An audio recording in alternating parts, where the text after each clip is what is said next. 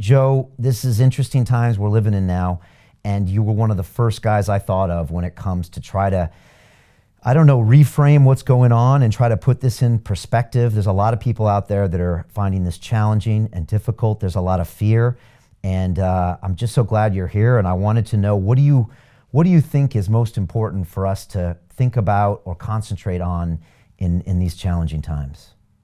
Well, I mean, these are amazing times, and in order for us to wake up, we need a wake-up call. And if you can frame the circumstances to see that's an opportunity for everybody to pause and retreat from their lives, and by removing the constant stimulation in their external environment that reminds them of who they think they are as a personality. They're not going to the same places, they're not seeing the same people, they're not doing the same things, and they're actually confined to kind of a personalized retreat in the comfort of their own home. Now, the beauty behind this is who you're going to emerge as, and sure, the conditions in our environment are causing us to be uncertain. And in uncertainty, when things, we can't predict certain things, we move from everything that's predictable and known to this realm called the unknown. And if we're truly going to make a difference in the world, we have to be creative.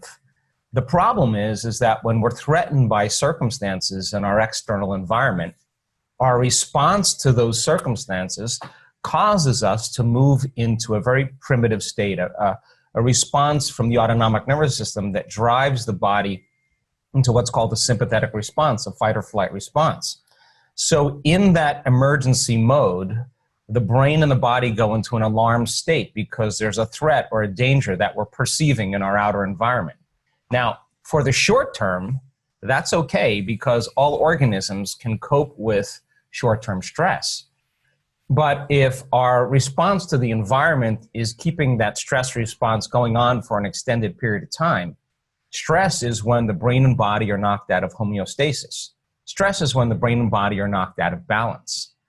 So people, when they react to circumstances that are unpredictable, that are uncertain, that they can't control an outcome, or they have the perception that things are going to get worse, it's the exact motive that turns on that fight or flight response. So now when the person's living in fear, they're mobilizing enormous amounts of energy for some danger in their outer world. Now, there's only a certain amount of energy in the body, and if there's no energy in the inner environment for growth and repair, we become more susceptible to the conditions in our outer environment. In other words, our response in fear, in aggression, in frustration, in pain, in suffering actually weakens the organism. So now, in these times, we have to become conscious about our relationship with our body. We have to become aware that we are amazing human beings that come fully loaded with an immune system that combats bacteria and viruses, cancer cells, funguses, and molds that happen on a moment-to-moment basis. And so let's just say that in your normal life, you're reacting to the traffic, you're reacting to your coworkers, you're reacting to the news, and your response to any one of those circumstances in your outer environment causes you to feel some of those limited emotions. So I say to you, Brian, why are you angry? Why are you upset? Why are you frustrated? Why are you in pain? So if you say unconsciously or even consciously, it's the traffic, it's the news, it's my coworker that's making me feel and think this way, what you're really saying is you're vulnerable to your environment because something in your outer world is actually controlling and influencing how you think and feel. So anything that's controlling you or you have no control over, you are, or think you have no control over, you are a victim to your environment. And it is that consciousness that causes us to become more susceptible to anything in our outer environment. And so the immune system becomes compromised. The internal system of our internal environment that's responsible for metabolism, assimilation, growth, and repair. So our research shows that, well, first of all, all of our training, all of our work that we've done, everybody that's listening to this show is looking for answers because they believe that there is more to reality than this dream. And it's an instinct that we have that never seems to go away.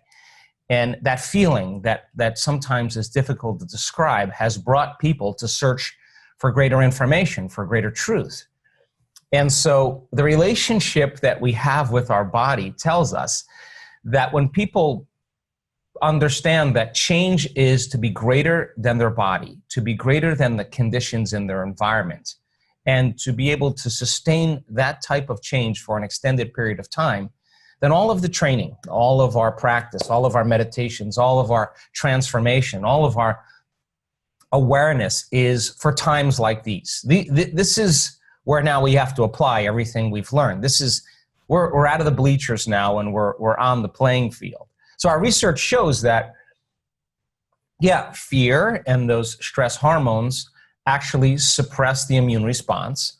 But if people understood how powerful their immune system really is, that if they traded that fear for gratitude, and I know that there's may not be a whole lot of things to be grateful for, but if you live in survival, you see limited possibilities because in stress and in survival, you will begin to select scenarios in your mind to prepare for the worst thing that could happen. Now, that's a kind of a limited imagination, but if you trade that emotional state for an elevated emotion like love or wholeness or inspiration or gratitude or thankfulness, our research shows that by converting from that sympathetic nervous system and teaching the body that it's safe in the present moment and beginning to activate elevated emotions, if you just practice that for 10 minutes a day for 2 or 3 times a day, that